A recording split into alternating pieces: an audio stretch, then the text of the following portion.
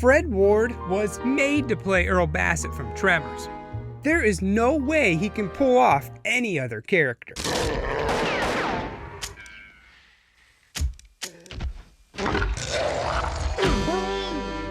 Oh, well, I guess I'm wrong. You dumb shit.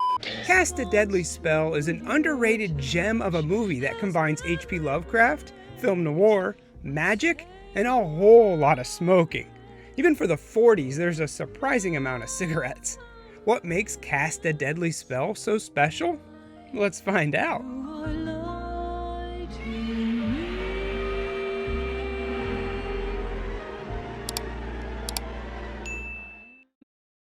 As mentioned, this movie takes place in the late 40s, where everyone uses magic.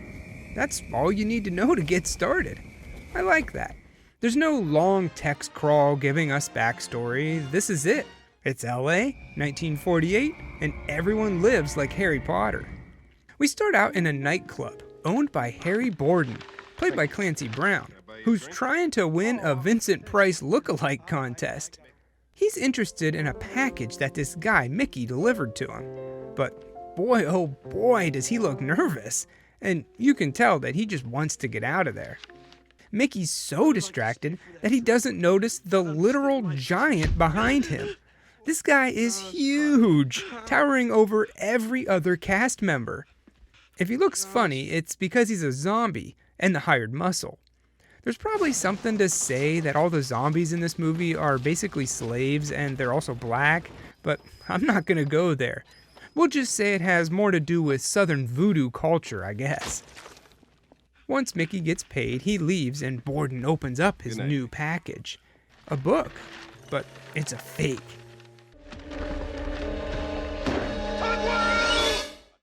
Mickey rushes off to the train station to try to skip town with this very handsome chick. But he spots Borden's goons and knows it isn't safe. Mickey hides out in the men's room, but in a world full of magic, that just won't do. Tugwell easily gets him right where he wants it. Mickey begs for his life, even offering the money back to him. But when he opens it up, it's not money at all, but newspaper clippings that come to life and fly around the room, killing Mickey. Honestly, probably one of the coolest deaths I've seen in a while. Now we meet our hero of the movie, Harry Philip Lovecraft. Kinda hitting the nail a little too much on the head with that name, but okay. Mrs. Cropocton, a witch, and his landlord comes in needing the rent money, which he promises to give her after he meets with a new client. You see, Lovecraft's a private eye, and Amos Hackshaw just hired him for a very special assignment. But first, Hackshaw must check Lovecraft for runes, something that would be pretty standard in a world like this. But Lovecraft doesn't use magic at all, which is just crazy to all his peers. Remember, everyone uses magic. Anyway, after the all clear, Hackshaw tells Lovecraft why he's here, to find his book. You see, he fired his chauffeur, Larry Willis, and before he left, he's the one that took the book. What's so special about it? Well, it's the Necronomicon. Book of the Dead. Yeah, that book. Larry was fired because he was caught looking at Hackshaw's 16-year-old daughter, Olivia, the wrong way. And Amos is a very protective father. Philip's only lead on Larry is where he used to live. So he heads there first, meeting with the landlord, who's out working on his car, which has gremlins, literally. After bribing the old guy, Lovecraft goes inside and has a look around. At first, it looks like a pretty ordinary place, except for a note that says Union Station, 1 bag. While Lovecraft's snooping around, the landlord's shooting around at the gremlins that are now in the room, destroying Larry's furniture.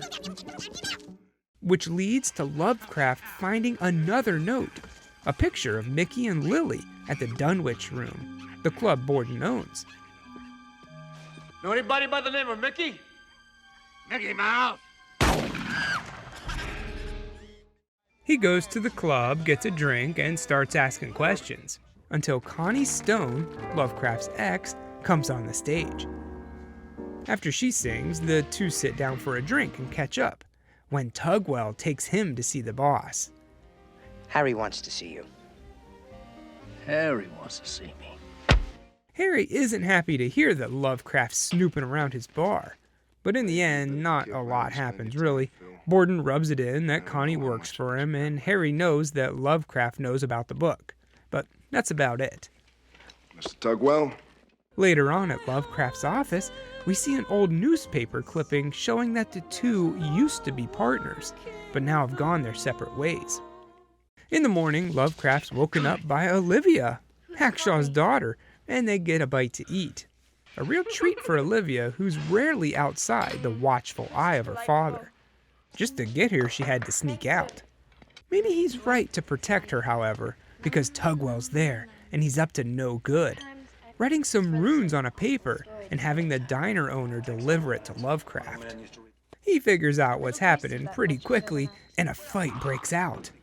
You see, whoever's holding the paper is the one in trouble. And once this thing is summoned from the soup, hey, that'd be a pretty good band name, by the way, it attacks the person holding the paper, which just so happens to be the diner's owner. Lovecraft and Olivia go to the police station to give their testimony, and we see some pretty interesting characters here. Again, they talk about how Lovecraft doesn't use magic, really hammering that in. But in the end, no one knows who would have cast the runes. Lovecraft takes Olivia back to her home and gets an earful from her father, but he lightens up when he learns that Lovecraft is close to getting his book back. As he leaves, one of the cops, Grimaldi, starts to follow him. But Lovecraft is a seasoned PI, and he knows when he's being followed. So instead, he asks Grimaldi to keep an eye on Olivia. When Philip comes home, Connie's there waiting for him, and we learn the real reason he doesn't use magic. It's because he wants control over his soul, not someone else. Which I guess makes sense. They make out a bit, which leads to something more, and in the morning she brings up Mickey, how he worked for Borden and now he's probably dead. He shows her the picture of Mickey and Lily, and Connie recognizes him, or her, Lily, as someone who works at the bar. But that's all the info we get for now. Hop back over to Olivia, who catches Grimaldi following her. You're gonna kill me! Not much gets past her. I'm okay. Next, Lovecraft goes to a new building allotment, the Vista Bonita, which is printed on the letter he found in Mickey's apartment. Here we see that they're using zombies to build houses. Did that wood really fall and hit the actor? Oops.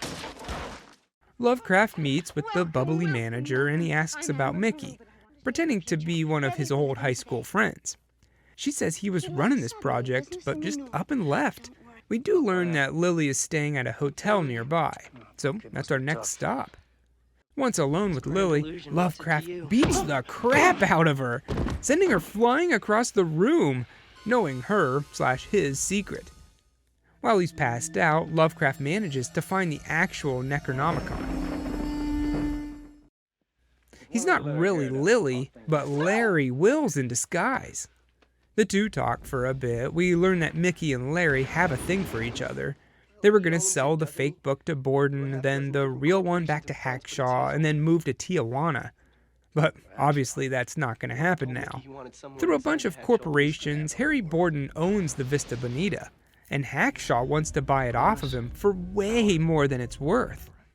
Willis was hired by Borden to figure out why. So he got a job as Hackshaw's chauffeur to try to put all the pieces together. He didn't get the full details, but he knew it had something to do with the Necronomicon, so he stole it. And the rest is history. But what does the book do? Well, according to Larry, it will awaken the old ones, Cthulhu, to take over the world. The book is the key to unlocking the door to letting him in. But it's not that simple. They need a virgin, someone like Olivia. What about Olivia? Just then, the windows bust out and a gargoyle comes flying in. He works for Hackshaw and is here for the book. Hold it right there, Lon Chaney. He takes out Larry, and there's little Lovecraft can do if he won't use magic. But a good old kick in the nards seems to do the trick. They head to Connie's apartment, where Borden finally gets the book.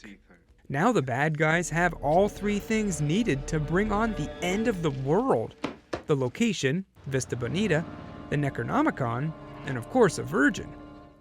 At this point, Hackshaw and Borden decide to work together. Once the old ones are awakened, Hackshaw will be a god, and Borden will rule what's left of the world. This has been Hackshaw's plan his whole life. In fact, the only reason he had a child to begin with was just to keep her a virgin and sacrifice her. The guy's got some dedication. But that's nothing compared to how long the old ones have waited. How long is that in dog years? This is it. But there's always time for one last kiss, which proves to be deadly for Borden, who's shot by Connie. This was her plan all along. Good luck, Now, Harry. she'll rule the planet. Or not, because the giant zombie crushes her hand and gets Hackshaw the book. As soon as the lunar eclipse starts, Hackshaw starts reading. There's nothing anyone can do now. We're screwed. The ground splits and trembles, the old one's rising. Hackshaw gives the giant monster his sacrifice, but it doesn't accept. Instead, it sucks him in and eats him. But then, it just goes back down under. What? The zombie dies and the gargoyle turns to stone. We won? But how? Well, Olivia wasn't a virgin. In the final hour, Grimaldi took that away from her. Are you all right? Never mind that she's 16 and he's married. Don't you get it? You saved the world! Connie sits in the back seat of the car, defeated, knowing that she's gonna go to jail at least for killing Borden. But there's still time for one last kiss. And in the end, Lovecraft is now the new owner of the Necronomicon. Groovy. And that was To Cast a Deadly Spell. A pretty unique little movie. The plot can be sort of confusing at times, with everyone double-crossing each other. It's not the kind of movie that you can zone out for a long time while watching. Except the part where Julianne Moore's singing. You could probably take a whole nap during that time. It also hasn't aged well as far as some of today's more sensitive subjects, like the cross-dressing Larry and, the whole slavery thing. So if that bothers you, you might not want to watch. I do like all the little magic that happens in the background. Maybe there's some floating suitcases at the train station or someone lighting a cigarette with a fireball in their hand. It's fun, and it gives you a reason to watch over and over again so you can catch everything. Fred Ward is a ton of fun and always comes up with quick comebacks. I'm a bit surprised this movie doesn't have more of a cult following. It deserves it. If you enjoy H.P. Lovecraft stories, film noir, or some fun creature effects, check out To Cast a Deadly Spell. I give it 3 giant zombies out of 4.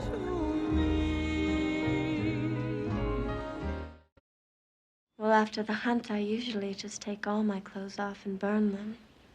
You have to be naked for the ceremony. Oh, yeah? Would you like to watch? Thanks, but I'm supposed to get my teeth cleaned this afternoon.